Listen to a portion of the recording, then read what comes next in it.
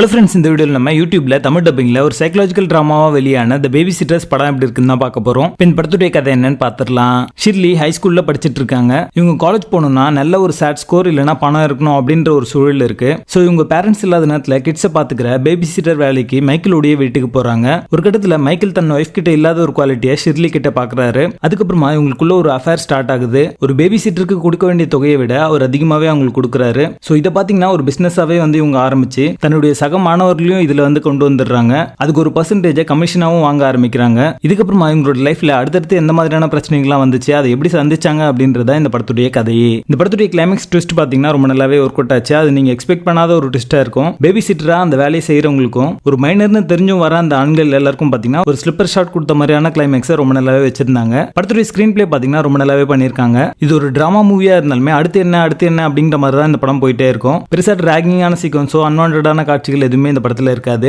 சொல்ல வந்த கதையை ஷார்ட் அண்ட் ஸ்வீட்டா 1 hour 28 minutesல சொல்லி முடிச்சிருக்காங்க. சோ ஒரு குயிக் வாட்சா நீங்க இந்த படத்தை பார்த்து முடிச்சிடலாம். கேத்ரின் வாட்டர்ஸ்டன் பாத்தீங்கன்னா இந்த படத்துடைய ஸ்டார் ஆஃப் தி ஷோ அப்படின்னு சொல்லலாம். ஷிர்லி அப்படிங்கிற ரோலுக்கு ஜஸ்டிஸ் பண்ணிருக்காங்க அப்படின்னு தான் சொல்லுவேன். படத்துடைய ஆரம்பத்துல பாத்தீங்கன்னா ஒரு ஆர்கனைஸ்டான ஒரு கேர்லா அவங்க இருப்பாங்க. அதுக்கப்புறமா பேபி சிட்டர் இந்த மாதிரியான விஷயங்களை ஆரம்பிச்சதுக்கு அப்புறமா எப்படி அவங்க அன்ஆர்கனைஸ்டா மாறி இருக்காங்க அப்படின்றத விஷுவலா போர்ட்ரே பண்ணிருப்பாங்க. அது ரொம்ப நல்லாவே இருக்கும். எமோஷனல் சீக்வன்ஸ் எல்லாமே பாத்தீங்கன்னா ரொம்ப நல்லாவே நடிச்சிருப்பாங்க. அவங்களுக்கு வர பிரச்சனைகளை எப்படி அணுகுறாங்க அப்படின்றதையும் ரொம்ப நல்லாவே போர்ட்ரே பண்ணிருக்காங்க. சப்போர்ட்டிங் ரோல்ல அந்த பேபி சிட்டர்ஸா நடிச்ச எல்லாருமே பாத்தீங்கன்னா ரொம்ப நல்லாவே நடிச்சிருப்பாங்க. மைக்கேல் ரோல்ல நடிச்சவரும் பாத்தீங்கன்னா ரொம்ப நல்லாவே நடிச்சிருக்காரு. படத்துடைய பேசிங் நல்லா இருக்கும். பெருசா டல் மொமெண்ட் அப்படின்றது இல்ல.